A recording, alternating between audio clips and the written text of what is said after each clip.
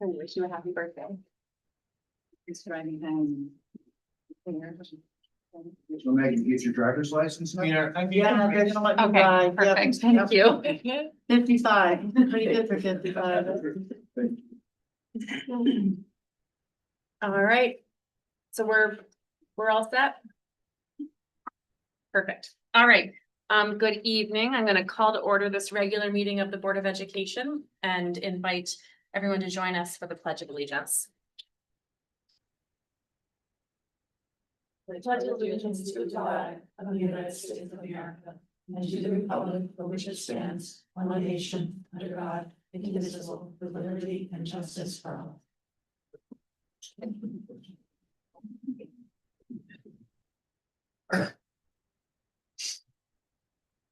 All right. Excellent. Is there a motion to approve tonight's agenda? So moved. Thanks, Meg. Is there a second? A second, seconded by Kim. Any further discussion? All in favor? Aye. Motion passes unanimously. Approval of consent agenda, which this evening includes approval of our May 20th, 2025 Board of Education regular meeting minutes and approval of a Connecticut Historical Society bus reimbursement to Gilder City School in the amount of $200. Is there a motion to approve the consent agenda? So moved. Thank you, Meg. Is there a second? I'll second that. Thank you, Dave. Any discussion? All in favor? Aye. Aye. Motion passes. Audience of citizens. Do we have anyone with us in person who wishes to address the board? How about online? Anyone with us online who wants to address the board? Oh, all right.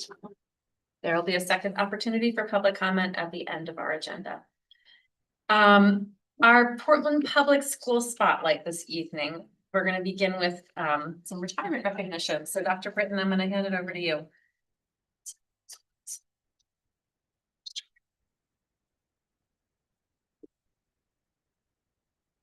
Okay, so one thing I love to do every year is when we celebrate our retirees, I've made it a practice of going back and grabbing their personnel files, which is a fabulous historical artifact because what we get to look at in that is all the way back, in this case, to 1988, when an individual applies and we get a snapshot of who, we keep all of this and we get a snapshot of who they were. I get to look at their CV, their cover letters, their the statements, the essays they write when they apply. And then from there, we follow them through their entire career journey as evidenced by things like evaluation reports or letters of commendation they've received, and sometimes letters of discipline they may have received. In this case, Beth didn't have any of those, I made sure. But all kinds of neat things, historical artifacts show up in these personnel files that reflect it up in some cases a person's entire career, as is the case with Ms. McCormick tonight. So what I like to do is I use that, right? So I kind of frame out some of my remarks, to give you a sense of who the individual was when they arrived and who they are now when they're retiring. And then I always make it a point to make a copy of the personnel file for Ms. McCormick. And I hope you'll take this, maybe put it in a scrapbook someday or on, some rainy weekend, you can walk down memory lane. There's a lot of fascinating things in here, but Beth, come on up here. I want to introduce you and embarrass you. So as I looked through Beth's personnel file and got to know a little bit about her, there's nothing in it that surprised me. What a record of extraordinary achievement. So Beth grew up in East Greenwich, Rhode Island, graduated from East Greenwich High School in 1984. This is, by the way, I've been doing this for years, and sometimes I'm looking at these dates. I'm like, oh, that person started teaching when I was in kindergarten. That person started teaching. Now it's when I was in fifth grade. Now it's sixth grade. Now it's like, oh man, I was in ninth grade. So, boy, it's getting closer and closer as the waters rise. But 1984, honor student, unbelievable academic record. Clearly, such that she asked for and gained admissions to Wesleyan University. Right. She attended Wesleyan University, where she majored in American literature. And also, this was something I didn't know about. So pursued studies in classics and became proficient in Latin. You still remember much of it? No? Carpe diem? Sure. We can go there, right? So in spring of 1988, Beth completed her student teaching at Higginham, and shortly thereafter, in February 1989, she applied for her position in Portland. Now, I wish I had been here. I would have been here. I would have been a senior. Oh. Yeah, you would have been teaching me. I'm sure I would have been such a better person for it. I can remember my senior English teacher. I would much rather have had you, for sure. So you started teaching here in 1989, and I took a look. You applied for your position here in Portland, and your original cover letter was dated 1989 to Superintendent Leroy Dyer. At that time, you were Beth Foster. Yes. In that cover letter, you wrote, and I love this quote, having recently completed a 10-week student teaching program, I feel confident that my liberal arts education at Wesleyan has fully prepared me for a teaching career in public schools. My enthusiasm and personal commitment to teaching serve to strengthen my capability. After 37 years of teaching in Portland, no one could deny the truth in that statement. Beth's enthusiasm and unwavering commitment to her students have defined her career and elevated our English department. And while Beth is an English teacher, I took the liberty of doing a little math. On average, she taught 5 classes a year with an average of about 19 students per class. Let's multiply that over 37 years. Gets you to 3,515 Portland High School students. That's 3,515 young people in our town whose lives she has touched through literature, writing, and critical thinking. Beth, on behalf of those students, their families, our town, and all of us who have had the joy of working alongside you, congratulations and thank you for a remarkable career. Well,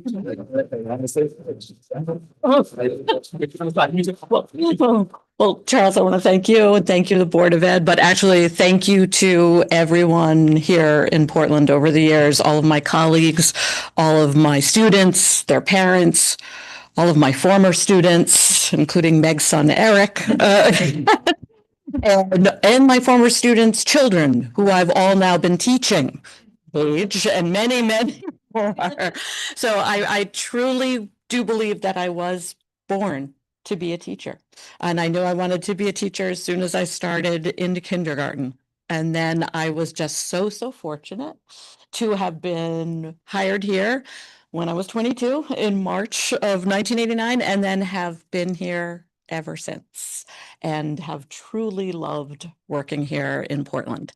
I do not know exactly what retirement is going to look like. I don't know what my days are going to involve. I do know that there will be days when I really miss teaching and miss working with the students and just miss being here at Portland High School. So, Charles and Board of Ed, please do not be surprised if in the next year or two, I apply to come back and substitute teach here. Thank you so much. So, Here's some flowers. okay, and then my whole folder that I have to go through. All the way back. Okay. CEUs, remember those days? Oh, yes, I do. Oh, they're all in. And all the CEUs we had to get. Thank you so much. Yeah, congratulations. Yeah. Yeah, please, absolutely. Okay.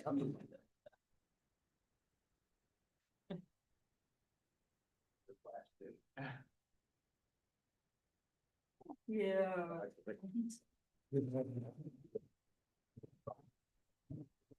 Let me see, All I right. remember when Beth would sit in the library with students here, and I was not sure she was one of the students because you were so young. Really. So our next 2 folks are camera shy, right? I know that one is just yesterday I found out she was retiring. I know it was a long decision, but I really want to take a minute, and I hope she'll at least watch the video, because this is, like Beth, someone who I've grown to get, develop a ton of respect for. Master teacher, amazing human being in every way. That is Joanne Chukat. Right. So Joanne, again, I know this was a very hard decision with Joanne. She put it off as long as she could, but I think that, after conversations with her family and searching her soul, I think she's decided that she's ready to retire. So I want to tell you a little bit about Joanne, and I'll make sure I deliver her personnel file to her and these gifts on behalf of the board. So Joanne grew up right here in Portland. Graduated from East Catholic High School in 1972. She then studied German, Spanish, and education at Emmanuel College in Boston, earning her degree in 1976. Joanne began her career at her alma mater, East Catholic, where she taught Spanish and German for 13 years. During that time, she completed a master's degree in Spanish at the University of Connecticut and a sixth-year certificate in administration and supervision at Central Connecticut State University. In 1989, Joanne transitioned to public education and took a position teaching Spanish at Plainville High School, where she remained for 26 years. In 2015, she returned to her hometown to join the Portland Public Schools as a Spanish teacher. We've been fortunate to have Joanne ever since. In her file, I found a letter from Kenneth Fuscato. He was an instructional leader at Plainville, and he wrote of Joanne, Mr. Kett is very humble. She holds national board certification for professional teaching standards. That's impressive. But she does not flaunt it. She simply sees it as something that makes her a better teacher. She epitomizes the idea of do whatever it takes. Joanne has dedicated 49 years to teaching world language, nearly half a century of helping students broaden their horizons, develop cultural understanding, and discover joy of language and learning. We thank Joanne for bringing her dedication, humility, and global perspective to our students. We are all better off for it. So congratulations, Joanne. If you're just watching us, so I'll make sure to, again, deliver these gifts to Joanne at some point before the end of the week, I promise. And then the last individual who couldn't be with us tonight is Trisha Allen. So Trisha Allen grew up in Rockville, Connecticut, and graduated from Rockville High School in 1979. She pursued a degree in graphic design at Central Connecticut State University and graduated in 1991. Throughout the 1980s and 90s, Trisha worked as a graphic designer and publisher at, amongst other places, Phoenix Life, Imprint News, Pronto Publishing, and she worked for a long time as a graphic freelancer. Then, in the late 1990s, I imagine someone gave her what must have been very good career advice. You should consider being a teacher. She returned to Central Connecticut State University and earned her teaching certification in the early 2000s, and she began a new chapter as a teacher. First in Hartford, then Cromwell, then Newington, and in 2004, she applied for and accepted a position as an art teacher here in Portland. While reviewing her file, I found her 2004 teaching philosophy. In that initial philosophy, she stated, quote, teachers operate neither on pure intuition nor on pure rational analysis. Teachers neither blindly adopt materials and methods developed by quote unquote experts, nor insist on reinventing the wheel. Instead, teachers, especially effective ones, balance intuitive and reflectful thought, using any resources they can adapt to suit their students' purposes. The best teachers construct meaningful links between the arts and the lives of those encountering it. This makes art understandable, applicable, and real. I thought that was pretty deep. Trisha's words have become her practice. She's made a meaningful and real impact on hundreds of students, igniting creativity and connecting the lives of art to beauty and expression. Thank Trisha for bringing her reflective and thoughtful practitionership to our schools.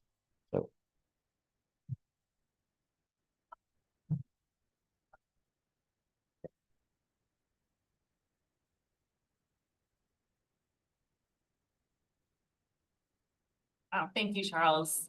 I really love those. I really love those summaries. And I'm glad we can acknowledge three pretty incredible careers. Obviously, wish them all the best as they move on. We have one more item under our Portland Public Schools spotlight, and that is a student representative recognition, because this is Caitlin Walsh's final meeting as one of our Board of Education student representatives. Caitlin, thank you. It has been, I feel like you must have been worn out walking up and down those steps for all those awards you received. It was amazing, but it has been fabulous to watch you as a board member, as a student, as a musician, as an athlete in our school. You have done it all. It's been amazing. I've got to say, I think on behalf of the board, one of the things I've really appreciated was when we decided to have our board reps sit and really participate. In the past, we sort of had board reps that kind of came, made their presentation, and then, they kind of left. it's been great having you and Liam too. I've really appreciated all your thoughtful comments, and I know that it's informed the thinking of this board, and it's definitely informed my thinking. One funny story for you. So Trisha asked me, she said, what should I get Caitlin for a gift card? And I said, oh, kids, they love Dairy Queen. Right? And I was walking in the other day and I said, oh, what are you doing this summer? You said, I'm working. I said, where do you work? She said, oh. So at that point I was like, oh, man, it's a little deflating. But in any event, I know you have a lot of Dairy Queen, but get you a little gift here.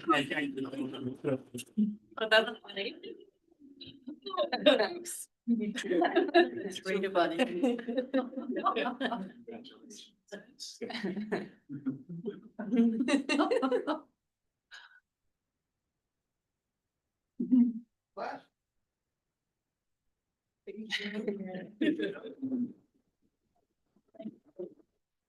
I'll use it when I'm not working. Maybe give it to someone. I'm sure you eat enough of it. But Kate, real quick, before we let you off the hook here, tell us a little about, I know you're going to Southern next year. You're gonna be Yeah. studying nursing, right? I am. And give us a sense. What are you looking at in the future? So next year I'm going to Southern. I'm studying nursing. I'm in the honors program as well. And then I hope to, I want to become a nurse practitioner ultimately, but I want to work in the operating room. So. We have some connections in healthcare. So, and big question here, hopefully you'll come back and live in Portland. Would you consider running for the board someday for real? Which one, right? I would love, I don't know about running, but I would like to stay informed because these meetings have just shown me so much and like informed me in so many ways. It's just truly eye-opening, so. I'm sure there's a student government down there, Southern I'm too, you probably- could probably be involved in. Well, good luck to you. Those folks have something good staff and good students. Yeah. Yeah. Well, and Caitlin and Liam both came to the CADE convention last fall and had lunch and came and visited and saw more stuff in action. That was like Got 8 more months board- ago now. Yeah, yeah, we really appreciate your interest and your effort, so thank you. Thank you. You're welcome. Great. Yeah, and congratulations on your upcoming graduation. Thank you. Just Days away. days Less away. than 3 months. Very excited. Well, we're gonna turn to you now for your student representative report, your final student representative report. Yeah, I'm gonna be leading off. Perfect. Here at Portland, we've had a lot of end of year activities here.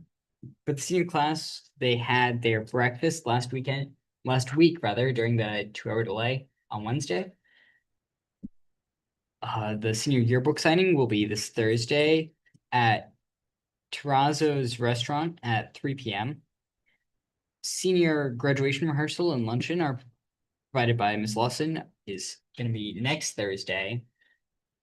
And along with their walkthrough at Valley View. All right, excellent. Which this year hopefully won't be interrupted by any unexpected visitors. There was a bear. There was a bear a couple years ago. Last year, the year before. Yeah. No bears. Leslie DECA is holding their annual Kiss the Seniors Goodbye fundraiser. And one last thing, I took the liberty of writing Caitlin a card. Thank you so much. Thank you. I think we might have had a mix up because I'm actually talking about the same things, but it's okay. Get it in your brain. There you go. Last Wednesday, during the 2-hour delay, the class of 2025 hosted their senior breakfast. Due to the cold temperatures, we had to have the breakfast inside the cafeteria, but students came together and brought various breakfast items and lawn games that we had enjoyed during the 2-hour delay. To continue the senior celebrations, the yearbook signing is taking place this Thursday, June 5th at Terrazzo Restaurant in Portland. A buffet dinner will be served and students will have the opportunity to sign their friends and classmates' yearbooks. Nice. To conclude the year, a luncheon provided by Ms. Lawson is being held next Thursday during graduation rehearsal. The seniors will review the graduation run-through, receive their cap and gowns, and walk through Valley View. Without a bear, hopefully. With a crazy year of tests, exams, sports, and pep rallies behind us, graduation is now less than 2 weeks away. That being said, this is my last meeting as a student representative, which leaves a bittersweet feeling.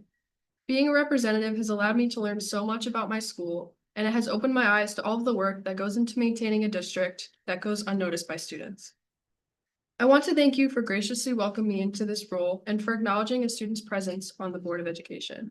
I have learned valuable lessons that will carry me through college and my future career, but will also help me to make informative decisions about voting for municipal budgets and referendums in the future. After receiving my college acceptances, thank you to Dr. Britton and Mr. Bernard's letters of recommendation, I've decided to attend Southern, where I'm majoring in nursing and participating in the honors program. I look forward to the future of my college and beyond. However, I'm grateful for the time I've spent here at PHS and on this board. So again, thank you.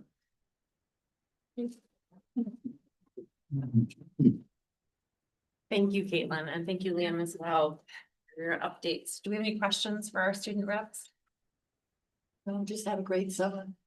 Thank you. See the graduation. Yep. Absolutely. All right, onward. Communications and updates. I'm gonna turn to Dr. Britton for his report. Good. Hey, and I'm noticing Miss McCormick is still here. You don't have to stay back. You actually have a lot of papers. Yes. Thank you. All right, so I do have some communications and updates for you. First, obviously, you heard tonight, Joanne Chiquette announced her retirement. I did a June 1st letter, so we just found out about this. I spoke with Joanne today and you know, I think the decision to retire is, you know, I think something we all can conceive of as, oh man, the day that comes, I'm out, right? Like but it's hard, right? I think people wrestle with it. I watched my mother and my stepfather wrestle with that decision for, you know, in some cases I tease my mom, maybe it could have been a year earlier or so, but you know, it's a hard decision. So she took her time with it, and ultimately has made the decision to retire. We're going to work with her and, you know, make sure she's supported into and through that decision. So congratulations, Joanne, and I did include that letter in your folder tonight. Also, the other couple things, I included the final enrollment report, right? So we didn't lose too many, right? We started with 1216, ended with 1210, right? Compared to last year when we started with 1207, ended with 1220. It's pretty consistent, stable enrollment, not up or down any significant numbers. I like this year that we are keeping those outplacement and open choice numbers on there, and you can see that they've been pretty consistent. So Yeah, I really appreciate having those numbers on there. yeah, it's a great data source. So any questions on our final enrollment report? No. Okay, so I did include, and I apologize, I just got it today, but I wanted to get it to you because I know, Dave, you'd been asking for it, right? You had asked me to give you data on the ESS sub-fill rate. I got it today. I know you don't have your computer, but I put it in the drive. Okay. Take a look at it. So I have 3 years worth of data, which I'll quickly review with you. But what's really cool is there's a link at the bottom of it. And Lisa O'Neill, our rep from ESS, if you're able to click it now, I've never used Canva before, but I'm going to start using it because it's pretty cool, right? So she gives you a full report and you can hover over all of these things and click the links. So Yeah. she breaks down the data nicely. I'd encourage you to take a look at it. The headline though, is that our fill rate's been good this year. So again, headline, I asked her to give us a 3-year snapshot. The fill rate overall for both paras and teachers in 22-23 was at 56%. Last year it dipped to 53%. This year it's at 64%. Is that kind of standard? It's For standard. those of us who aren't in the industry and don't know what typical sub-fill rates are like, is that about where you want to be? Right. And also it's important to remember that what the fill rate doesn't include is the work of our building subs. Okay. Right. So an absence comes in, clearly we go to the building sub first and fill it. Right. And then these are the day sub fill rates. So, you know, in terms of what's nice, right? We never do, okay, right? Obviously, we don't leave classes uncovered. Our real fill rate is 100%. We are never going to leave students unsupervised, right? At the high school level, maybe we cancel a class and have the kids go to the cafeteria or something. So that's a little different, but developmentally, you know, our kindergarten students are always going to have an adult with them. So the real fill rate is at those areas where students need to be supervised, we're never going to leave them alone. It is 100%, right? The headline here is though, between our building subs and our day subs, we're there, right? And then what do we do? So we look to the building sub first.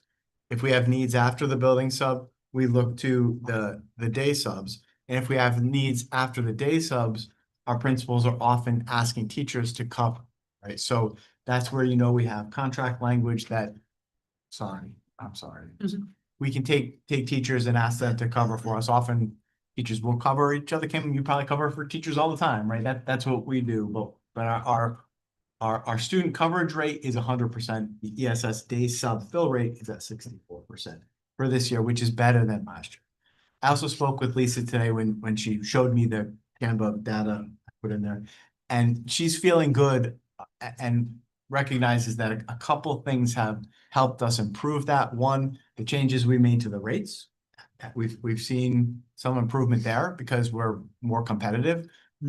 We're still at the lower end, but we're more competitive, which was great. And then also the pool of subs has got better, right? That coming out of COVID, there were lots of areas, bus drivers, paraprofessionals, teachers that were difficult. We're starting to see the worm turn a little bit, and that the pool of subs that we have to access has gotten better. I'll stop and see if you have any questions. And don't you like that? Isn't that cool? I've never seen. Canvas is a really useful tool. I don't. Oh, how many building subs do we have? One per building. Oh, one per building, okay. I also find it particularly interesting that there's such a steep drop off when we don't know more than 24 hours in advance, Right. which is kind of something to just continue reiterating with staff that like, if we can know beforehand, there's a really good chance that we can have that coverage when we need it. Absolutely. Yep. Yeah, what I'm not seeing is, like, does it break it down by? I guess I'm just a little bit curious if we have an easier time or a harder time filling, like a full day sub versus you just need sub for half a day or for a couple of hours of coverage.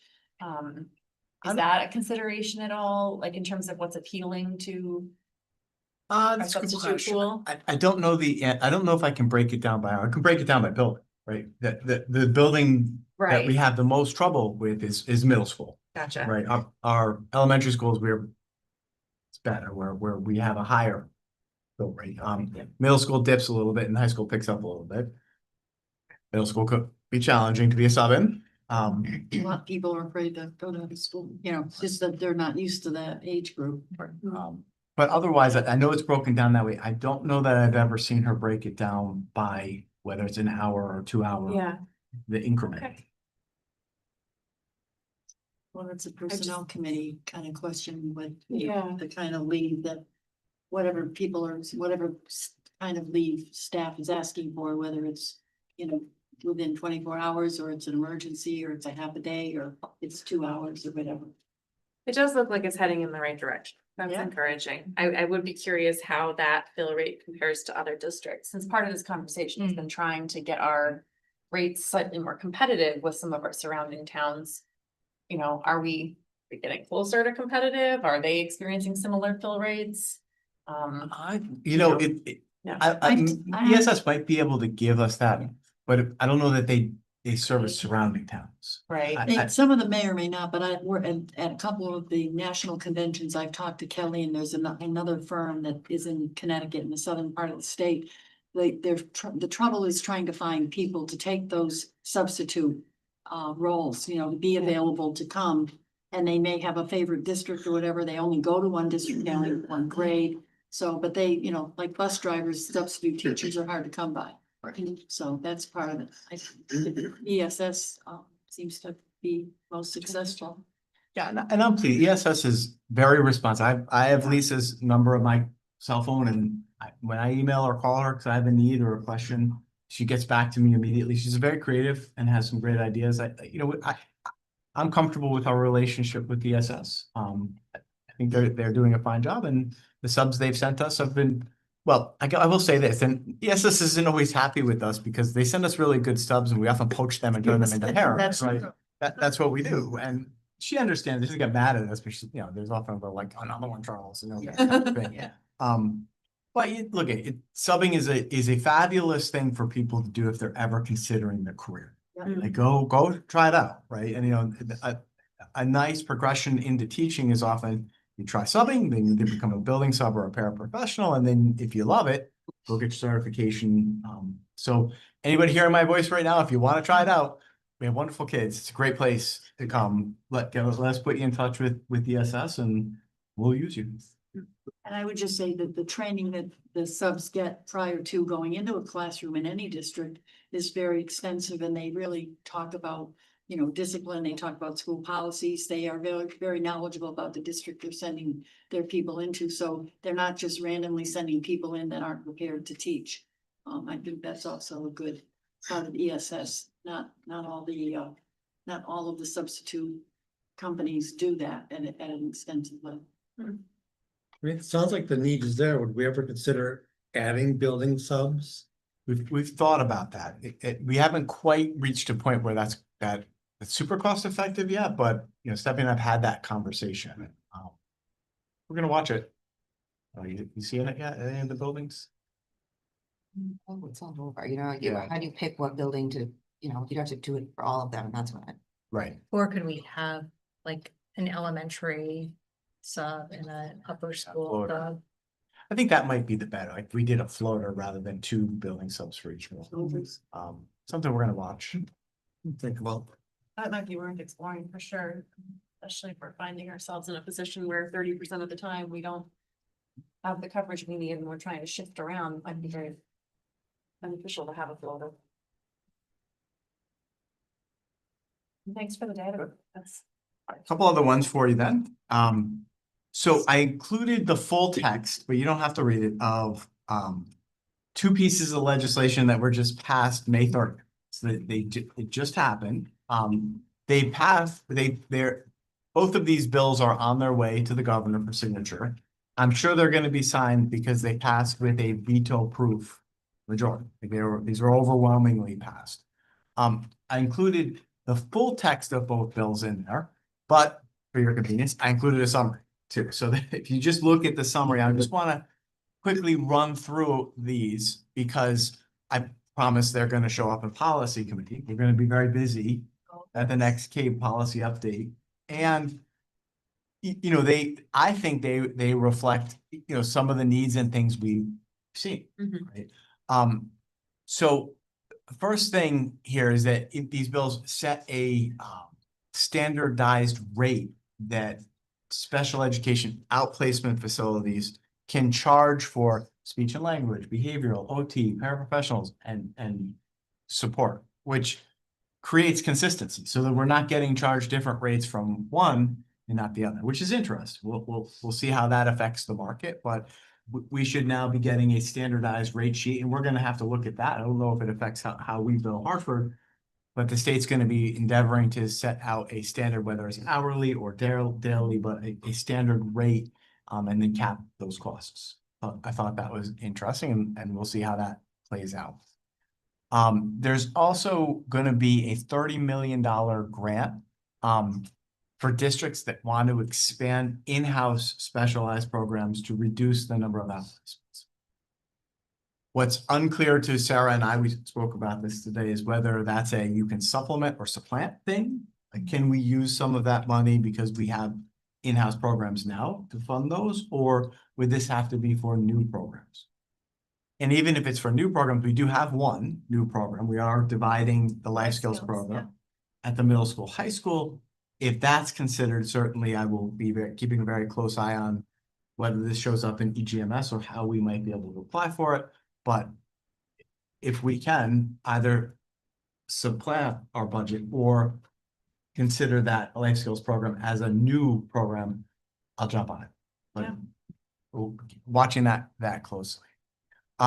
Increased oversight. It looks like they're getting about $5 million to hire more people at the State Department of Education, which their skeleton crew there. I think they could use this, more people to help with additional oversight. And some of that I'm noticing that you probably read in the news, there are some outplacement facilities that are going to be subject to some more regular inspections. Well, there are 88 programs in there for profit and they may not comply with 504 and IEP, so that's the concern. But And so I noticed that in these bills.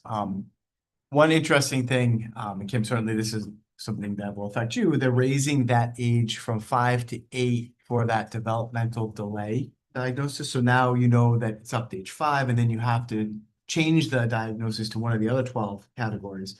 That extra 2 years, likely a good thing, gives you more time to continue the evaluations to figure out if there is another diagnosis.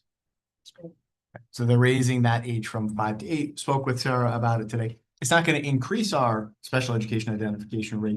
It's just going to give us more time with the students that we have. Thought that was interesting. Pre-K through grade 3, correct? Yep. And then I don't know what this one was, but there's a provision in there to address workload of special education staff, reduce burnout and improve retention. I don't know what that is. I hope it's not a cap or some type of thing. It might be that. I don't know what that is, but I'm watching that close. Certainly, I would love to see burnout reduced and workloads be manageable. I'm confident we have that here. I don't know what type of regulation might flow from that, but that's there as far as something that the legislature is looking for. But Yeah, that was kind of unclear, but they did acknowledge that the districts that they looked at and they went around and had public hearings, not only at the legislature, but in certain towns, where people had upwards of 35 children that they were following on, and that's too many. right, so there may be some guidelines or recommendations, of whether more it's a hard guidelines. cap or not. I'm sure we would be under it, but Yeah. you know, if you're gonna Guidelines cap would be helpful something. and money would be helpful, then you could hire more people, which is Exactly. so part of the problem. Yeah. You know, they're overloaded because there are not enough staff. Let's just hope it doesn't turn into an unfunded mandate. Right. That's the other way, yes. Right. But spirit is there. It's the devil. It was, you know. these are all necessary changes, and I think there were more to come. There were more recommendations from the study committee for special ed, but I don't think they went far enough, and I think that will continue to be refined, and you'll see more changes coming in the next year or two. And then the other pieces I just want to point out, there's been, as you know, there's lots of talk in the state about expanding daycare opportunities. Daycare is very expensive. I had 2 kids doing it one time full time. Was paying more in daycare than I was for my mortgage. It is very expensive. People who hear that know. But it was nice to see that there's a $300 million that's going into a trust fund with the goal of making accessible an additional 16,000 daycare slots. Now that doesn't affect us. We don't run daycare here in Portland, but it's good for us to know, and that would often, inform our birth to 3 programming. So I think that's great. Will really help out some families. And I was also interested to see here that there's a provision there to see that early childhood daycare providers are compensated at the same rate as public school teachers. Yes. And if you want to increase the number of seats, you need to have people that provide those services. I clearly see the relationship between those 2 things. While it doesn't affect us, it affects our community, and it's something that, hey, may lead the way towards universal pre-K. Well, I wish It that does that's feel what they like were early doing. Does feel like early steps, right? So something to very much keep an eye on. And then the last one is I did notice there was, in addition to the 30 million for expanding in-house supports, there's an additional $10 million grant in there for districts to reduce the number of outlets. I'm not sure what the difference between those 2 are. I expect we'll start to get guidelines, and it's going to be a very busy fall as we go to our legislative updates and start to learn. It was for regional programming, that you could open up seats from other districts in your program if you had the resources to do so. Right. So I think that was to encourage regional programming. Right. So we're watching the news. The legislative session is wrapping up. It sounds like the biennial budget I just saw today. It looks like an agreement has been made. I will keep you posted on all of these very important changes. I expect it will be a busy fall as we digest these things. Policy committee adopts some of these things, and as you know, Stephanie and I are very much looking out for funding sources. Sounds like some of those may well become available. Did you see anything about school construction and anything that was? Not yet. Not yet, because they were talking about increasing, for special ed spaces, adding 15% reimbursement, if you wanted to increase, and again, it would be more of a regional, opportunity for a school to open up their seats and have that sort of space in a new building or a refurb building, so we'll keep our fingers crossed. And see. All right. And two more quick ones. Mhm. Juneteenth celebration, June 14th. I'm sure you've seen the signs out. I included a little message there from the Solidarity Committee, inviting you and reminding everybody of what Juneteenth is as the holiday. We will again host it here. Secondary school was great last time, worked out really well because you have both. It's a rainy day, we can be inside. If it's a nice day, we can be outside. If it's too hot, I'll have the air conditioning. But we'll be ready to go for that. And then the last thing, please don't forget, mark your calendars. I hate to say Friday the 13th, but say graduation day is June 13th, whether it's a Friday is irrelevant. Right? Please come, be here by 5:30. You know, board members, you'll be in the processional, you'll have the flowers, you get great seats. So Right. Kate is a taskmaster with this. She expects us all to be here at 5:30 to receive our instructions and line up. So hope you're all able to come this year. For good weather. Yeah. And fingers crossed for good weather, and also if you want to park here at the high school, you might want to get here closer to 5. So I'm not out there, because otherwise you might be hiking up the hill from Valley View. Yeah. That's all I can do. All right, thanks, Charles.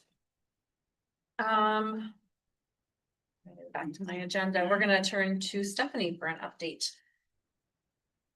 Nothing exciting to report. 27 days left of fiscal year. Not that I'm counting. I've just been plugging away with doing the $50,000 of the orders that we needed to do from the cuts. I think the Chromebooks and the desktops they're already in. You'll see supplies all around. And I said, oh, look, there's the paper over there.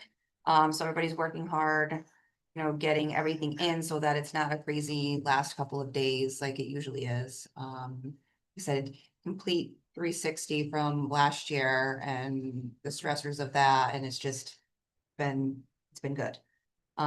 So yeah, so I'm really just closing out the year, and then in July I'll have the final update with how we ended, anything else we were able to purchase last minute, as I'm still closing POs out.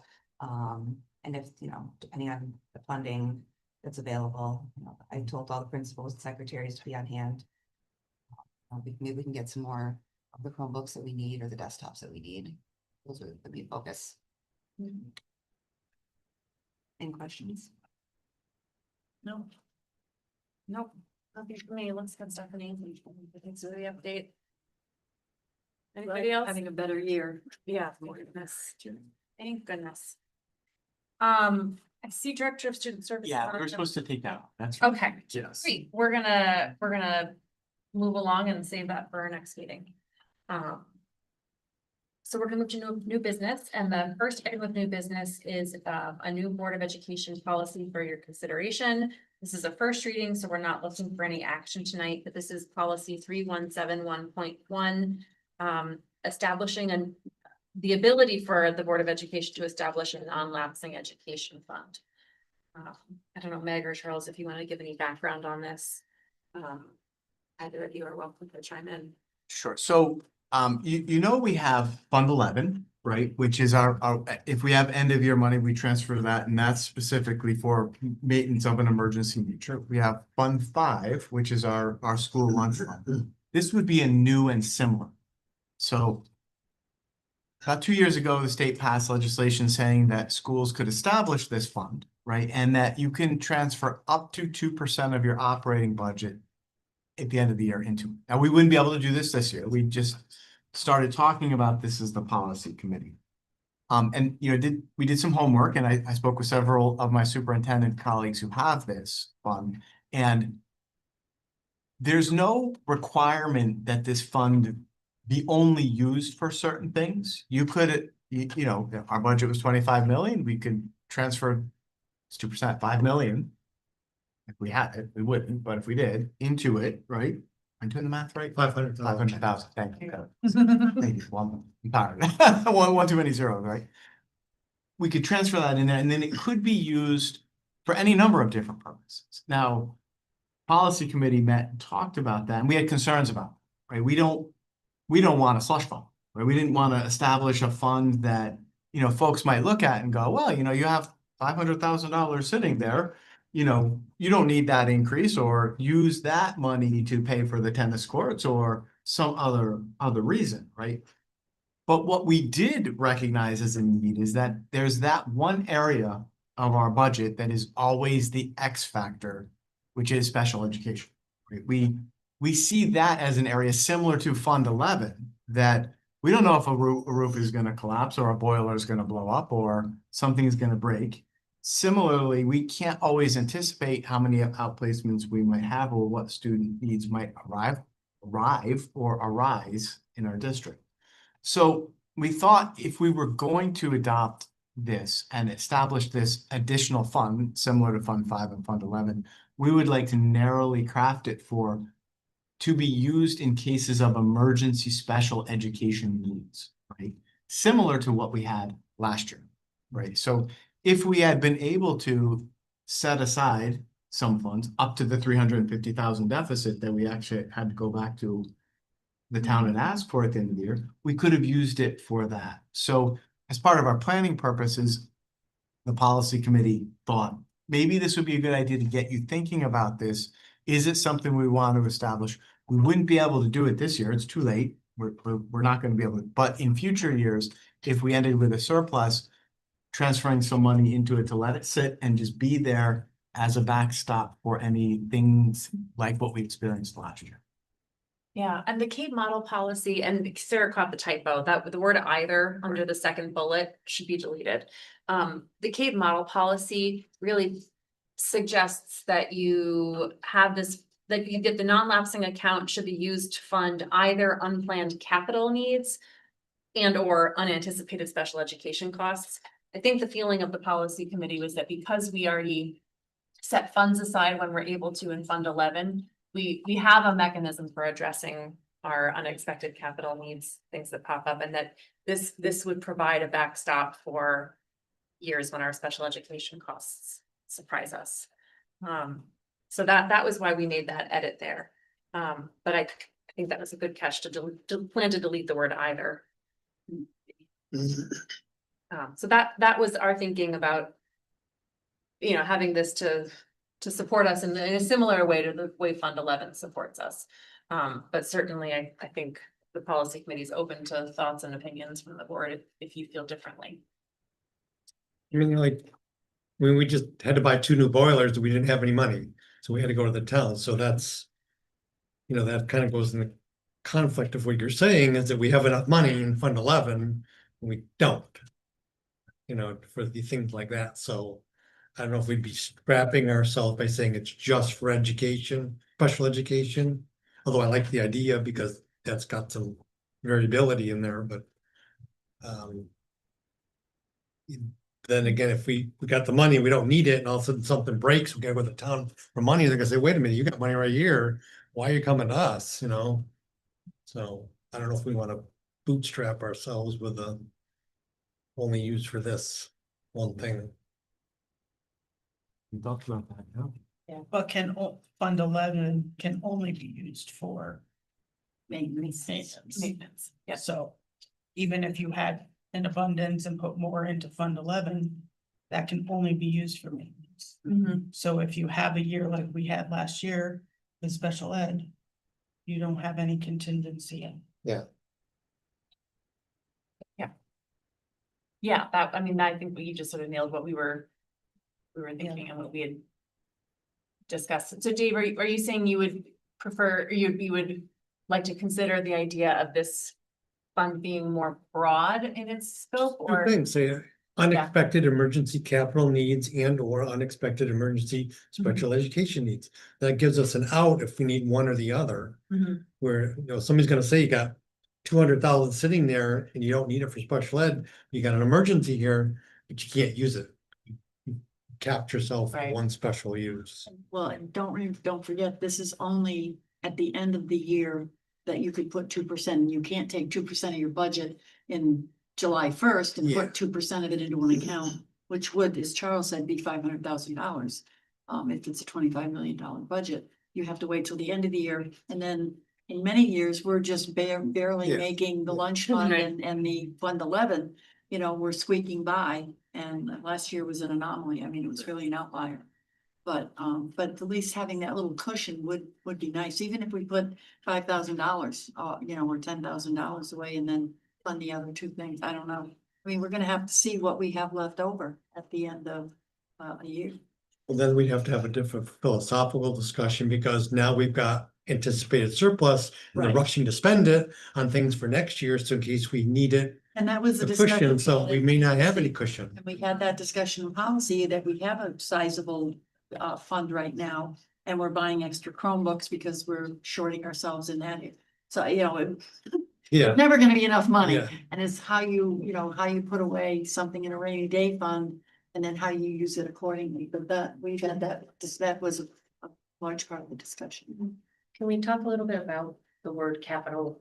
So you're saying you're worried it would be a slush fund, but for capital, those are pretty specific ways that we can use that money, not just.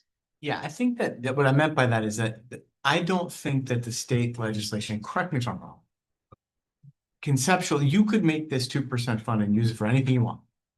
You could use it for teachers, you could use it to hire, use for anything you want, right? We sort of said, we don't like that. We don't think that, that's part of our budget. We should be asking for what we need.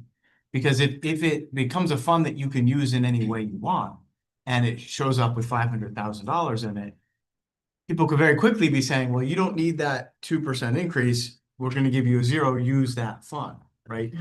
That defeats the purpose of this. This is really something that the policy committee, and I don't want to speak for Stacy, Laurel, and Meg, as we wrestled with it, we said we should just narrowly use it. And again, this was, coming off of the bruising experience of last year, right? That much like if something breaks now, fortunately, we have Fund 11, and years past, the board has made wise decisions to invest in that so that Bob has funds available when things break. This would be the same thing for that, because what are the two big X factors in the budget? What's going to break? Really, there are three. What's going to break? Who's going to take benefits and what package, right? We can't, especially new hires, we can't anticipate those. And then the big one is always students moving into your district with very expensive specialized needs that you didn't budget for. Those really are the three things that Stephanie will bite her cuticles about, because go for us or go against us, right? This kind of fund, and again, I don't want to speak for Laurel, Megan, and Stacy, that I heard at the policy committee saying, boy, wouldn't it be smart to have Fund 11 for those capital, this for the special education expenses as a hedge against those things that you can't control. And just let it sit there and add to it when you can, and then take from it when you need it, so that we're not going back to the town and asking for that supplemental in a bad year.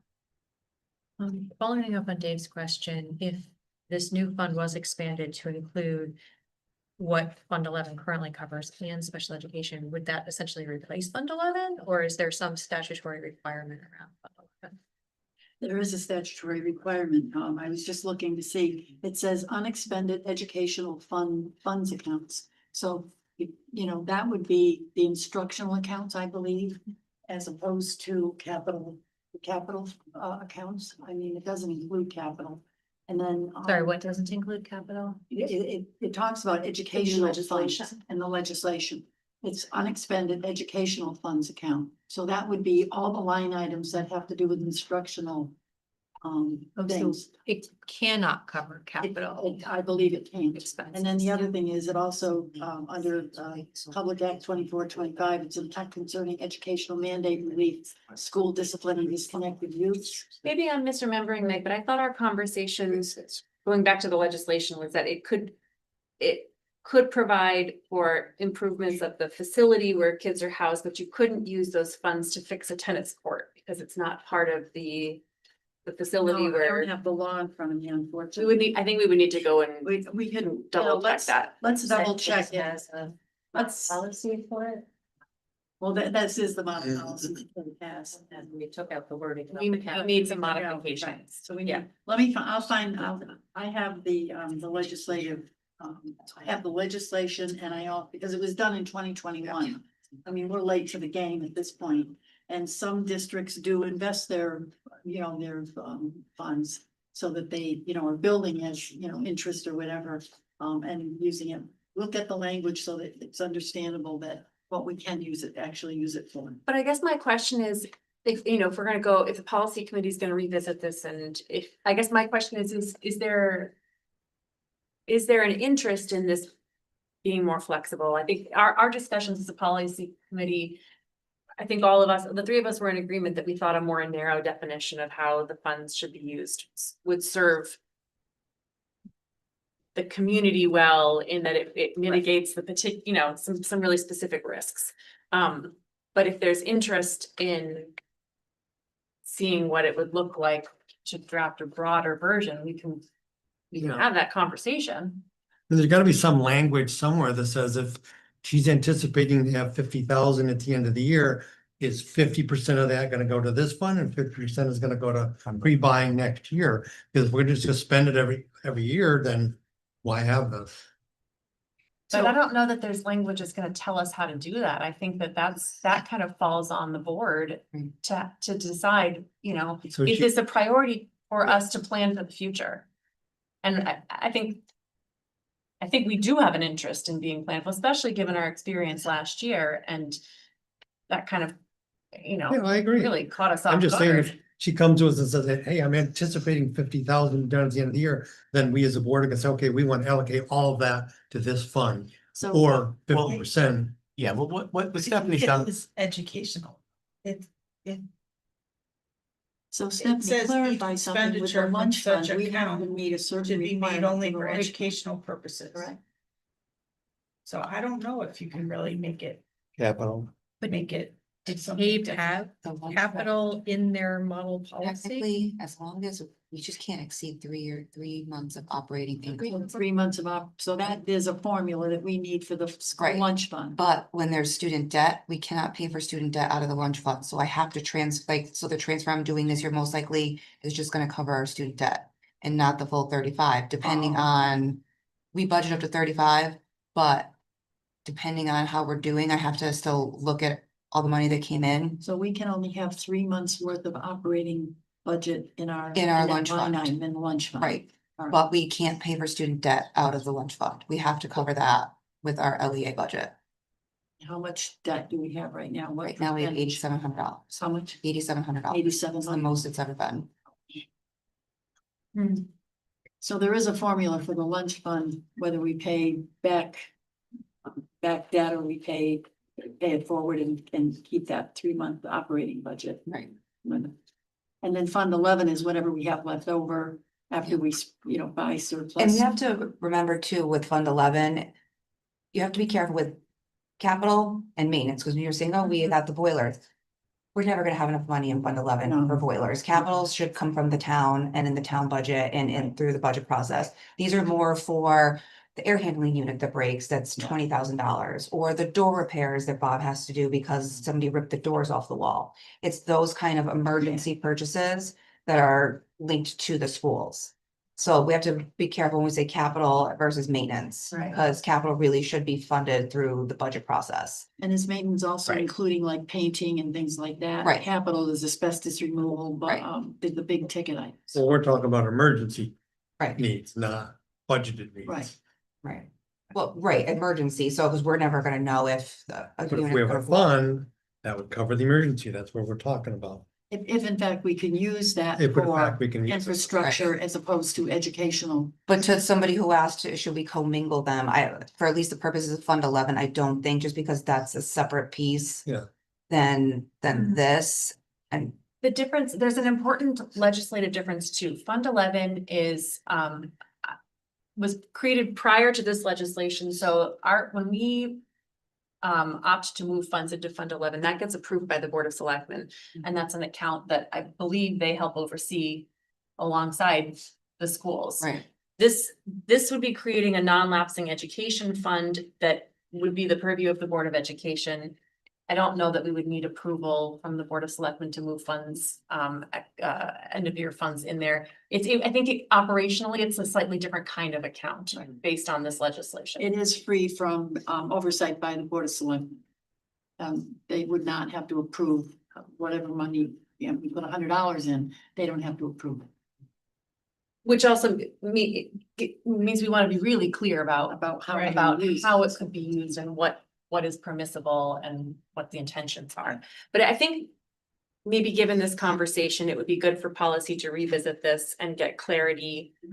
Well, and I Let's go think back we to the should look at legislation. Legislation. The legislation it's is what pretty we need clear. to look at. Well, Yeah. I mean, see if educational purposes are defined. It is. I Is mean, it- it doesn't, it says Well, instructional that or the local Board of non-instructional. Ed may deposit into a non-lapsing account any unexpected funds from the prior fiscal year from the budgeted appropriation for education, provided such deposited amount does not exceed 2% of the total budgeted appropriation for education for such prior fiscal year, and that each expenditure from such account should be made only for educational purposes. I think that's And the operating word. each such expenditure should be authorized by the local Board of Education for such debt. Yeah. Education. Education purposes is kind of broad. Very broad. And I think that was, okay, so I think that's part of why we were trying to narrow it down to special education costs. One of the things we did talk about too, was we were talking about different examples of when you might want to dip into this. And Charles said, well, one of the things sometimes we struggle with is you have a teacher leave in a hard, an area that's hard to hire in. And what if we have to hire somebody that's 6 steps above what we budgeted? And that's an additional $20,000. Do we want to be able to turn to this account to pay for that? And one of the things that we talked about in policy is, well, no, if you're talking about a $20,000 expense, we ought to be able to manage that by finding that savings somewhere else in our budget. What we were imagining this would be helpful is in the example of last year, when you have an unexpected outplacement to the tune of $150,000, and well, that's a little bit harder to manage savings from elsewhere in the budget. You don't want to create a cliff. You don't want to create don't your own wanna create a internal cliff. cliff by paying for Right. somebody's salary. It's gotta be things that are unforeseen. Right. That's exact, say that again. That was exactly right. That's exactly Well, what one we thing use says that the product exact dollars. example. That's right. Except if that outplacement continues into. Yeah, but then we would Then you budget should for budget it. for it. Then you would budget for it. But again, you budget for it, one step. I would also, I agree with that. We can do that. Fine. We should all put a cap though. We don't have $1 million sitting there over 10 years and just keeps growing because we keep adding to this If fund. it's growing, I mean, if it's growing, we could talk, I know the couple of the districts that are investing their money, and I don't know how much money they actually have in those accounts, but they've had them since the beginning, since and some districts had money that was through the Board of Selectmen, which was a non-lapsing fund. This legislation took it out of the Board of Selectmen, Board of Finance, and put it solely at the discretion of the Board of Education. And it used to be That only was the 1%. difference. Used to be Right, only it was 1%. 1%. And during COVID, they Right. increased it to 2%. Right. I mean, the question about a cap, that's an interesting question. I would hope, wouldn't it be nice to have that? I know, problem? I probably never will, but I don't want us Just to a get. Right, but I would hope that if that was the case and some future Board of Education is looking at a lot of money that's growing in a non-lapsing education fund for special education emergency costs, that at that point they'd make the decision, well, we're gonna divert any additional surplus at the end of the year towards our maintenance fund or student school lunch, right? Yeah, I So hope that, so. right, you would hope that there would be good governance there. Yeah, Um, I think. but I don't know, that is a question, if there is recommended language around a cap. Would this be something that Rebecca could guide us on? Are you worried about some legislation we're not following? No, I mean, this is not mandated. First of all, it's not mandated. You don't have to do this. This is a nice thing to do. Right, and there's no rush. Right. We wanted to take our time with it, knowing that it will take some time for Stephanie to work with Tom around the creation of the fund. We want to get it right. This is new. Yeah. So there's no rush to act on it. Right. Let's Let's get some more information. Let's go back to policy if we have to consult with, I can ask Jody then too. And I can look to other districts. We could put it out on the board chair. Sure, we I can mean, I ask. think if that, I think we to did. I think we did modify. at one point and modify it. We can get some more information before we move forward. It's particularly with districts that have this already and how they're using it. I think that's really, that'll give us some guidance. I think I did put this out there. We did have some. I put it on my Casbo website too, Yeah, and a couple people, I asked just for their policies. yeah. Maybe I'll go back, I think I got 3 policies, and Yeah, maybe I'll go that's back to them and ask them what they use it for, or their Mhm. intention to use it for. It would be interesting too, to compare those policies to what this draft is, to What see this if is. they have additional, caps or what, or if they're, Right. yeah, how they're limiting things. Yeah, let's do that. And I have think my I guess. did start I the think I did. conversation on the blog, not on the Sure, the good. chair. So we'll have more information for you to be continued. You know, these things are Yeah, we complicated. had a couple that we looked at last policy. They were more complicated, if I recall. There was more in them and we were trying to get a streamlined version. All right, well, yes, I am. All right. Were there other questions or thoughts or anything else that you would like the policy committee to look at in relation to this policy? For whatever it's worth, I'm not opposed to limiting it for those So limit. else explained. Yeah. I think that's wise. I'm just curious what educational purposes Yeah, actually. education, define that, yeah. Okay. We'll get the answer for you. We'll get the answer for all of us. For all of us, okay. Right. All right, next item of new business is the Portland Public Schools District Personal Device Statement. To give a little bit of context here, I believe the policy committee updated you all last fall when we were looking at some sample cell phone policies. And at that point, our high school and middle school principals asked us to kind of pause and let them implement updated practices in the schools this year and gather some feedback on how it was going. And Kate in particular had some concerns about jumping straight into a no cell phone policy at the high school. But having been through this school year with a more limited cell phone use policy at the high school, she came to the policy committee a couple of weeks ago and said, I'm ready for this coming school year to implement a practice that's similar to what they're doing at the middle school, which is no cell phones out and about from bell to bell. So 7:45 to 2:15, cell phones need to be in backpacks or lockers secured and aren't to be used. Kate did ask us to take a stand as a board in support of in support of this statement. If she worked with staff to develop this statement with the acknowledgement that it's going to take us a little bit longer to develop a policy, but she would like to prepare students for next year for implementation of a no cell phone practice in the school. So she worked with Chuck and with other administrators and teachers to develop a device statement that's kind of a similar format to what we saw for our district equity statement and what's the most recent one? AI. The AI statement. So it's a similar format and it's intended to just sort of express our core beliefs and commitments as a district. Did I summarize that? Pretty well. Do you want to add anything? I would just say that she came to the policy committee last year and had talked to freshman parents about the use of cell phones and started that conversation. And during the year was monitoring the use, whether or not, kids were powering down, using them inappropriately, whatever. And so this statement is the result of a year-long study of cell phone use in the middle and high school. The policy pretty much, or the directive at the elementary level, is that there are none. Kids do not bring them, they're not allowed to power them up and use them at all.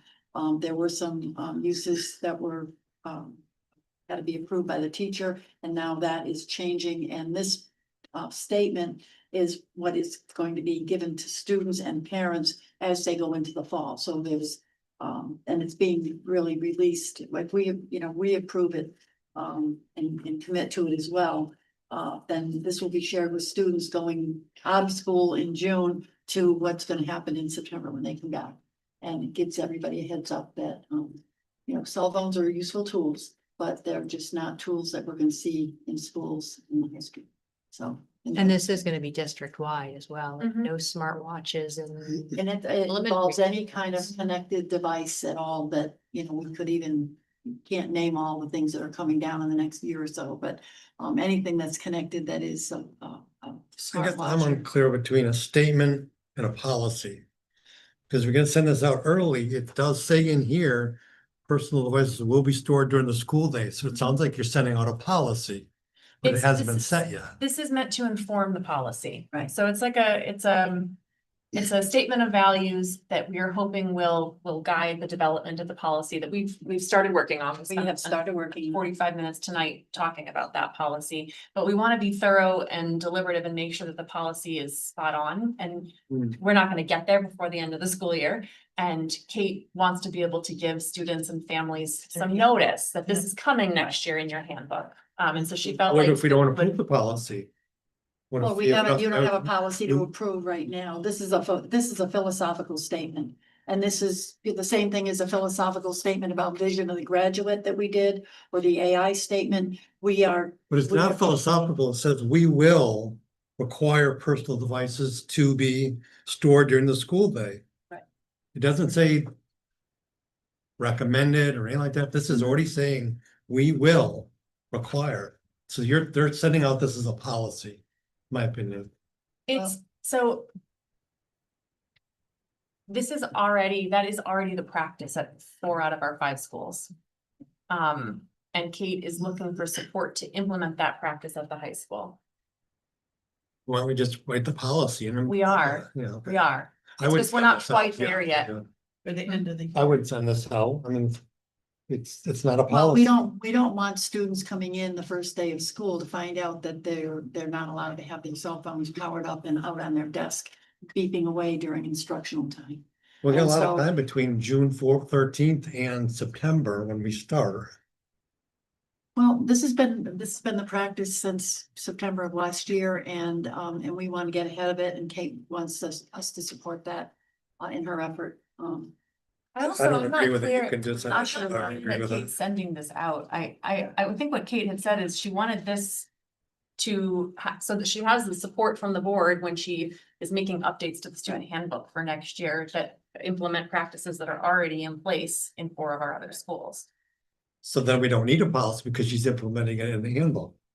Doesn't she have the authority to do that? She does, I mean. I think there's I think it's a couple things. I guess I would love to see the board. Here's what I think Kate is asking.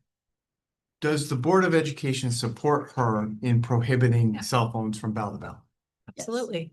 Look, I'm curious, because I think she's looking for that. I think whether it's in the statement, it's gonna show up in a policy, but I think for now, because we have to get the handbooks done and she has to get ready and, you know, it's summer, right? I think that the policy committee could work quickly to get a policy done. As a matter of fact, we worked We tonight will. and I have a nice draft one I'm sharing with the administrators tomorrow. I think we'll look at it before our next board meeting, but you know, sometimes we don't meet in July and August, you know, sometimes we give ourselves a break, you know, we might not have the policy in place by September.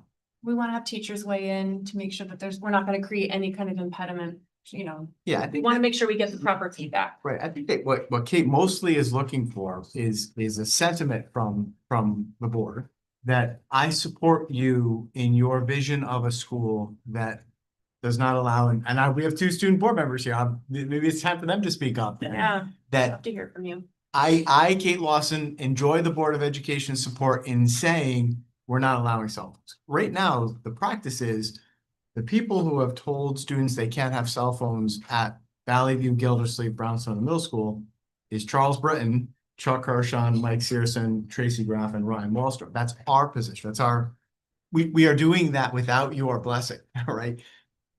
It's different at high school, right? High school, if you ask high school kids, there are 2 right there, they want that, right? And some do, some may not, but I think Kate, it's a different thing for Kate to do this. And I think what she's asked, because initially Kate came to the policy committee and said, back off, I need a year, right? Yeah. And then She studied it. we said, We were ready to jump in with a policy a year ago and she asked us to wait so she could try out like a baby steps and we felt like that was fair. yeah, and so I guess, and then what I'm mostly curious about, and again, with students here, how is our board feeling about us getting towards a policy that's going to say, we value your full and undivided attention in real life from 7:45 to 2:15.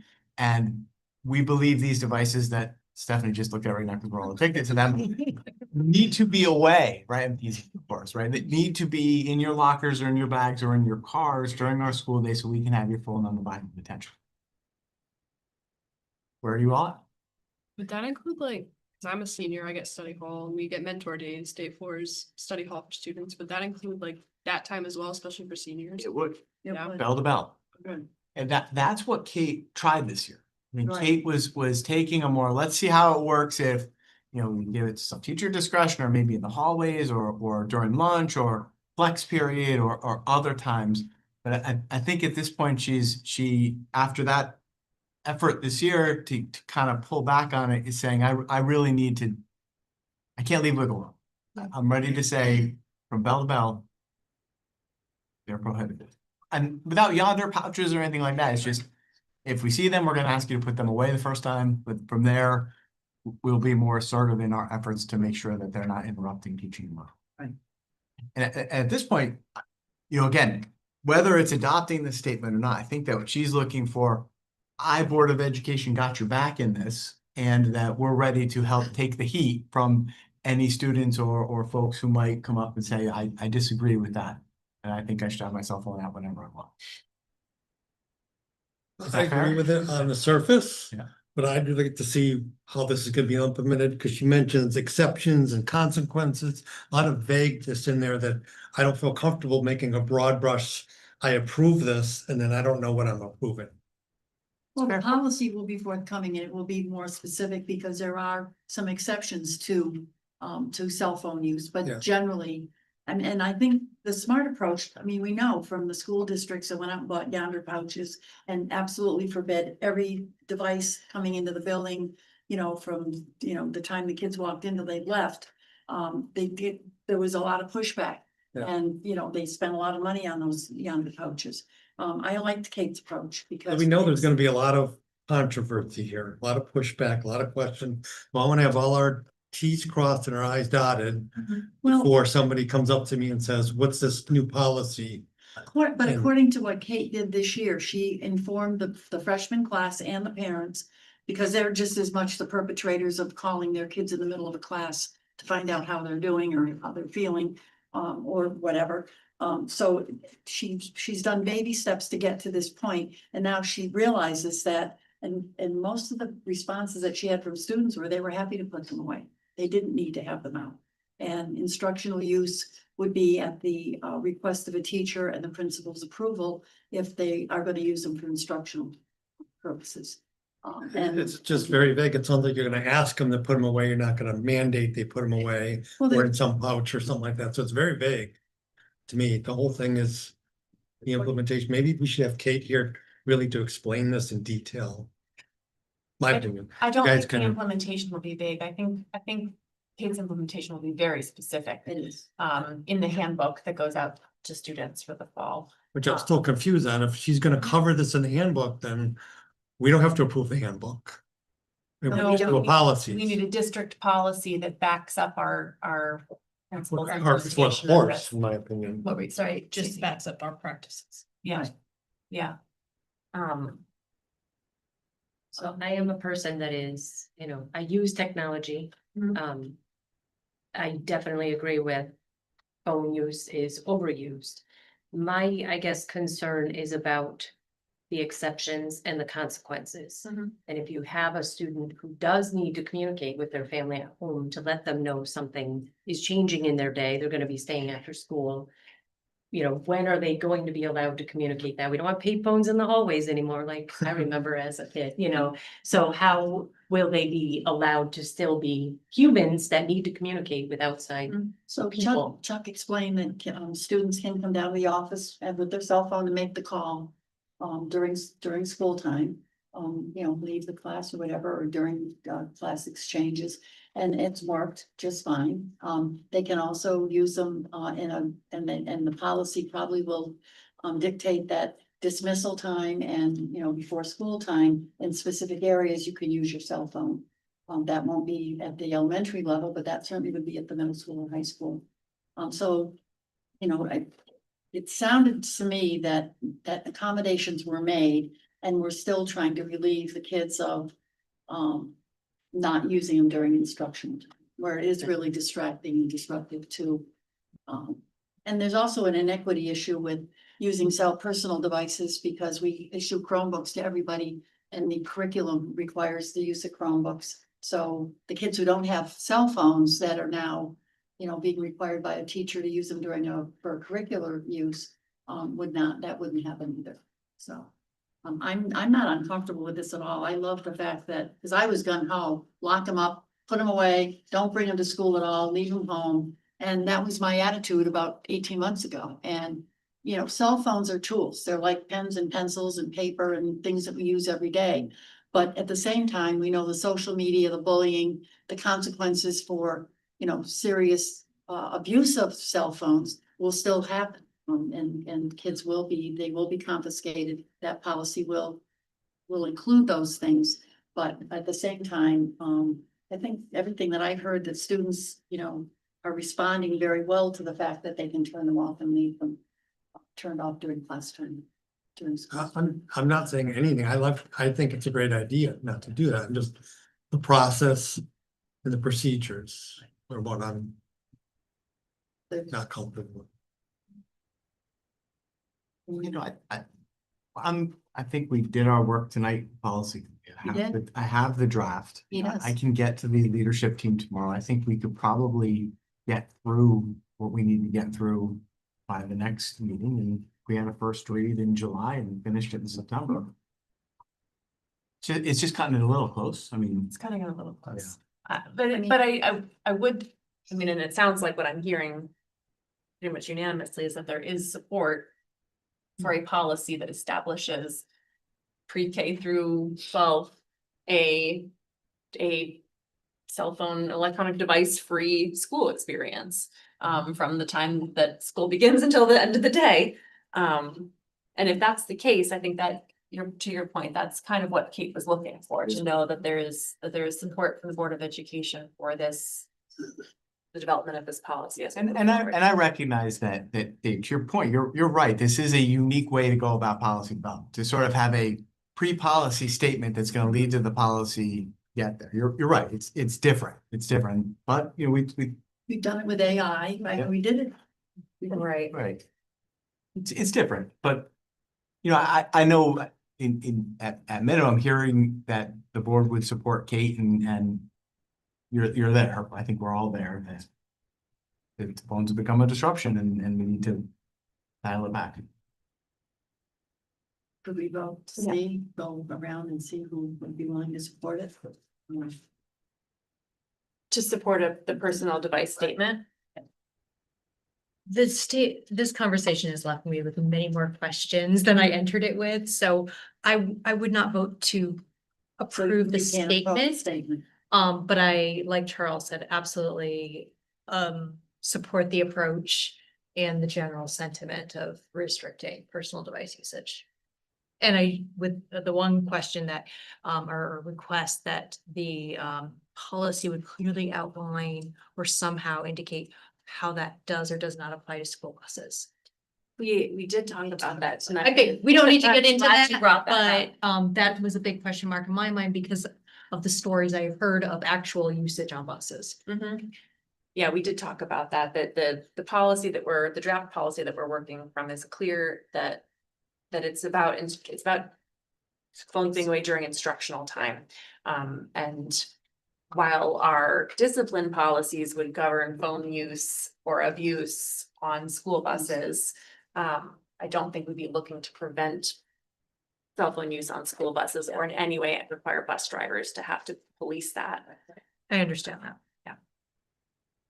So That's me. That's a good question. it was a good question. I mean, I had the benefit of having Kate kind of present her reasoning for this to the policy committee, so maybe that would be something that would be beneficial. Yeah, agreed. I think maybe let's not push to approve this. I don't know that that makes sense. I think that you're right that we've made good progress on a draft. Let's see what we can get done in the next month and maybe be able to bring something to the board to review. I do think that it's good that Kate can hear that there is board support to make sure that we do implement a policy that supports the practices that our principals are asking for. I agree. All right. Any other thoughts or comments or questions? Oh. Either of you have anything you wanted to weigh in on? This would impact you, Liam. I'm aware. You're aware, I'm sure. No, if you do have any thoughts that you want to share, let us know. I will just say too, that one thing that I really appreciated that Kate articulated in our meeting was that in her mind, this is about supporting a school community that prioritizes everyone, staff and students being present when they're in school, whether you're in class, whether you're in lunch, whether you're walking down the hallway, that if we are looking to create a school community and a school climate that where we are all committing to be present here together, that cell phones get in the way of that for all of us. And so I appreciated that she framed it that way for us. And I hope that that makes it into our policy also. All right. So we're gonna move on to old business. And these three items, superintendent of schools contract, superintendent of schools evaluation and board of education self-evaluation are all gonna be addressed in executive session. So we're gonna move on to committee reports. And we'll start with curriculum. Do you want to give an update, Kim? Yeah, so we had, the NEASC report was discussed, and there will be a presentation to the full board in the fall. So there were lots of great areas of growth that were noted. And then I think the biggest concern was that the library and having somebody staffing the library, that NEASC finds that to be of concern. So looking at having to have a report or a rebuttal to that thing. Special progress report. Yeah, in February. Sounds right. That'd be good to get that presentation to the full board. Lots of great information. Yeah. We can sign this there. No, that was great. Policy. Policy met tonight and we have a lot of, we're gonna need a marathon session, quite frankly. But we're gonna meet again first week in July, first week in July. So we're gonna miss a week, miss a meeting in June. Just a lot. It's a lot. And there's It's just more it's the cell phone policy, it's some student safety policies, there's a lot. that Stored we're address tackling. policy, there's, and then the legislation, whatever's coming out, the two bills that Charles talked about tonight. So it's a lot. Right. Personnel has not met since our last board meeting. Although I think we should be getting potentially a date on the books to complete the negotiations with our nurses. Okay, great. Buildings and grounds? No meeting for the building and grounds. Correct. Practice canceled in June. Next meeting will probably be in September. There's some activities in August for fall consortium and all the fun things they do. Board of Selectmen? Nothing significant other than a side note that I've heard we've got some funding, some grant funding to do some water main replacements, and I guess part of that is High Street, so there's probably gonna be some disruption. I think the last meeting, they've already went out the contract with a company to start that, so I don't know. Note for all the people, if it's gonna be in the summertime, it'd be great, but I don't know the timing of when Big it's up High gonna Street happen. again. Yeah, Isn't that the part that was just? I think the part that just got paved. Oh. no, it's the other side. The I other asked the half. same question. Oh. Down to William, Yeah. down the other side, great, that's good news. But this good news. Youth services, No meeting, they're gonna do their kickoff to summer at the end of June. And there'll be more information about that. Equity and Inclusion Coalition. Yeah, we met today and the name has changed to Safe Schools and Inclusion Coalition, so I'll send that to Tricia so it can be in the future agendas. And that name change was to more widely represent the work of the coalition and reflect legislation that is coming through.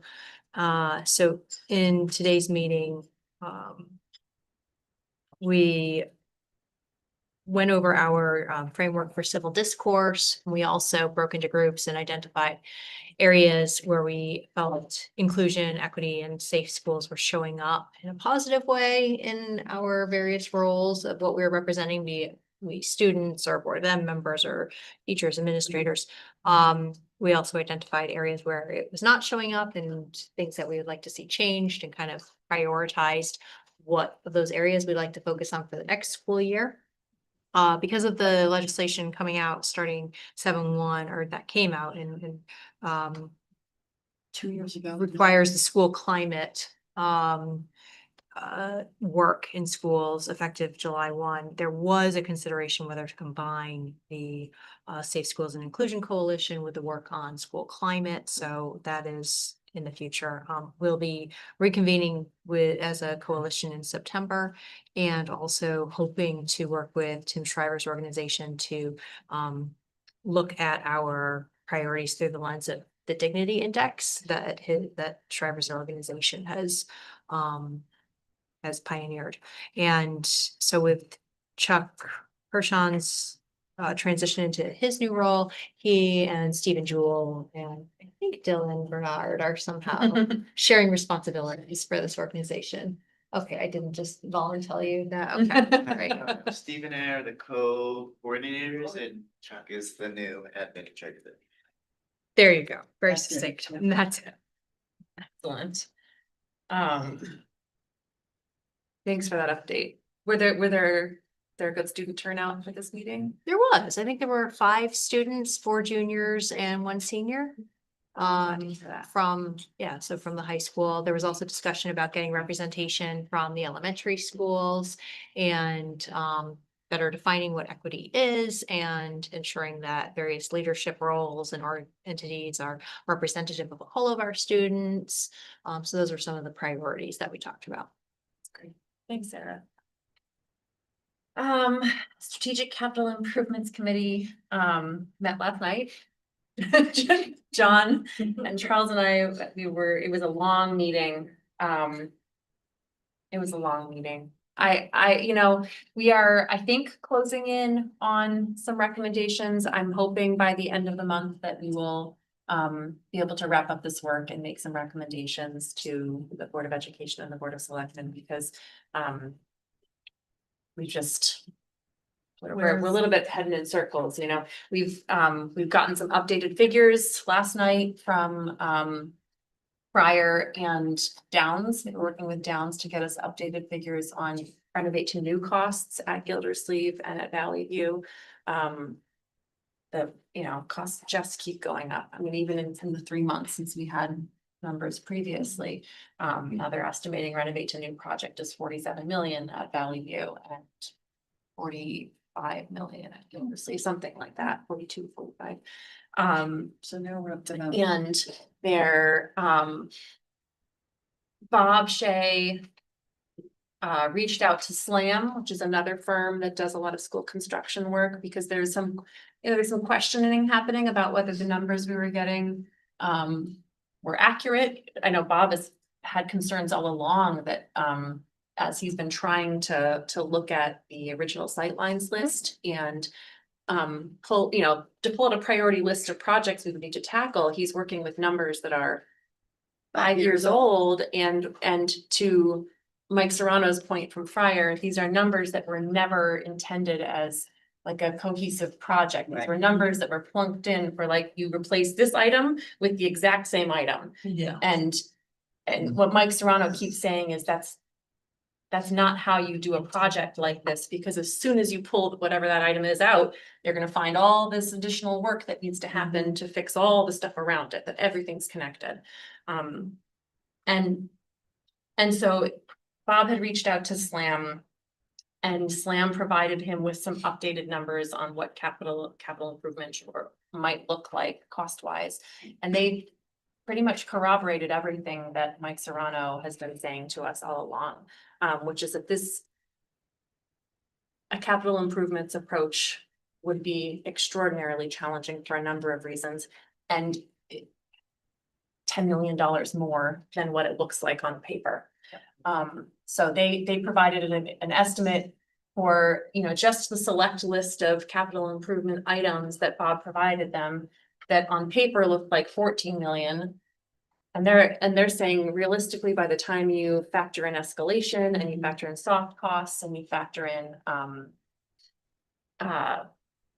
soft costs and escalation, that you're really realistically talking 27 to 29 million.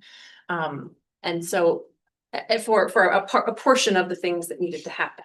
So what we've asked, that was the discussion last night, and there was a lot of discussion. And what we've asked Bob and Charles and Briar, potentially SLAM, to work on for us is, if you were to put together, why am I blanking on the word now? No, not renovate to new, the alteration, that you're putting together an alterations project. So a capital improvement plan would need to happen over a number of years. You can't tackle it all at once, or all of a sudden you've triggered, building codes where all of a sudden you have to do all of it and it's way more money than you budgeted for it. So if we were to do it as an alterations project, we're trying to narrow in on what exactly could we anticipate in reimbursement from the state, because that's kind of a key piece of information we're missing. So I'm hoping that at our next meeting, we'll be able to understand, if you were to do an alterations project, if it was going to cost 27 to 29 million dollars, what exactly could you anticipate in reimbursement? Is it 2 million? Is it 6 million? What is that project? It could be as small as 25%. Right, and so that's not included at all. right, and so that was the conversation last night, that if we can understand that piece, I think we will have enough information to be able to make a recommendation. And I don't know that it's going to be unanimous, but I think that it's time that we move forward and make some decisions. So that was a little bit roundabout, but I think that was the gist of the discussion last night. If you're curious, you can Watch the video. watch the video. What they did share with us is John's laughing. John Jones laughing. Painful to watch the video. Is So- the membership at least, the voting membership at least odd, so that you're not gonna get to okay. Yes, yeah, and what was interesting is that they, Briar did do the work of laying out, potential blueprint for a pre-K 2 Valley View, to kind of assure the committee that the square footage that's there, the small addition, would accommodate that population. And they did demonstrate, I thought, very nicely that works. That is a possibility. So if you're curious, the meeting is interesting. So what you're saying is that right now, if you do both schools, one's 47 million, one's 45 to renovate and make. And the cost of Portland Fabulous. would be potentially 44% of that. Yeah. If we're lucky. And the committee, I think there is agreement amongst the committee, and this may be the piece that's unanimous, that everyone does agree that we need to set some funds aside in this bond package to address some of the needs at the high school. So the recommendation has to be that the town commit funds savings from, at the point that we're able to consolidate, and there are savings, that those funds need to be committed to chipping away at capital needs at the secondary schools, and then put an additional, Bob said 5 and he said 8, somewhere in there in the range of 5 to 8 million into the bonding package to address some of the more substantial needs here. All that does is fix what needed to be fixed in the sightlines report. I mean, that doesn't Well, no, that would address Bob's priority items at the high school. So we're talking roof and we're talking, yeah, some of the The HVAC, HVAC, all the HVAC. humidification piece, the really the top priority items to make Right. sure that we're able to care for this complex. So we'll see. Our next meeting, for any of you who are interested, our next meeting is June 16th. It's a Monday night. It'll be at 6 o'clock here. And if you're interested, I would encourage you to attend. Yeah.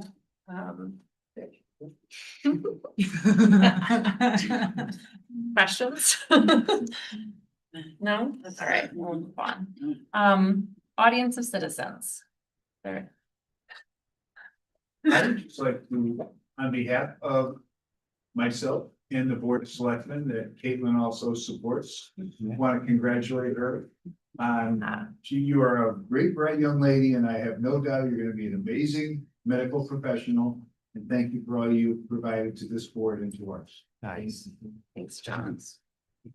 Agreed. Agreed. Do we have anyone online who wishes to address the board? There's no one online. Crickets online. Then we'll move on to Board of Ed member comments. Caitlin, I'll start with you. I just wanted to thank you for the card and the gift card. It's very generous to do that. But again, just thank you for the opportunity. It's been a pleasure being a representative, and I would do it all again instantly. Liam. Yeah, I definitely echo a lot of the remarks made by both our board and Mr. Dillinger in the audience. Thank you for being my fellow representative here on the board. Of course. Yeah. Great. I'll just offer congratulations to the folks retiring and to students graduating. And wishing everybody a happy summer until they return.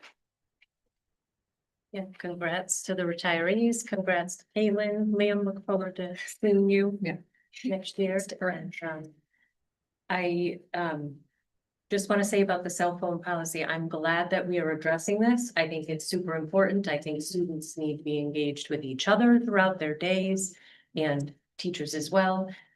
My only hesitation is making sure that we're not causing some kind of inequities for those students who need to be communicating in any way on any given day, and I don't expect it to be a daily thing, but that they're not getting, detentions or something because of this and causing more stress and anxiety on these students that we know are already in anxious generations.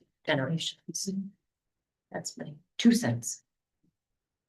Ditto to the retirees. Congratulations for all the years that they've been teaching and the contributions that they made to all the students over the years. Congratulations to Caitlin. Thank you. I'm looking forward to working with Liam next year in the senior position. Pride Month and lots of activities around Juneteenth and Pride parades, Pride celebrations for sure.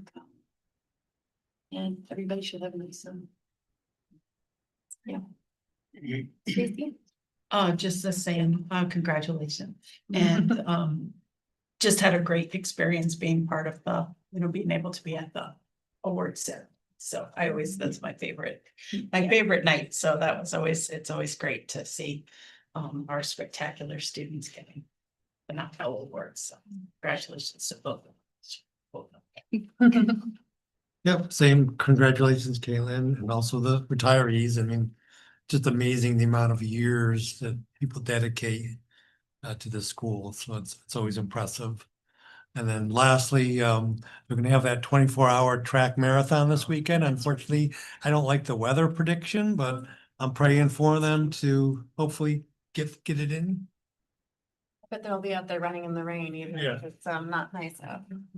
Yeah, they say it's gonna be real. Yeah. Down. Yeah, I would echo all of that. Our wonderful retirees. We will miss them. And Caitlin, we're gonna miss you and can't wait to see what you get up to in the coming years. And I would also just like to say happy birthday, May. And thanks for spending your birthday with us. So I think that's all, and we're gonna move into executive session next for the purpose of superintendent of schools contract, superintendent of schools evaluation, and the Board of Education self-evaluation, and invite Dr. Britton to join us. Did someone make that So motion? moved. Thank you, Meg. Is there a second? I'll second. Seconded by Sarah. All in favor?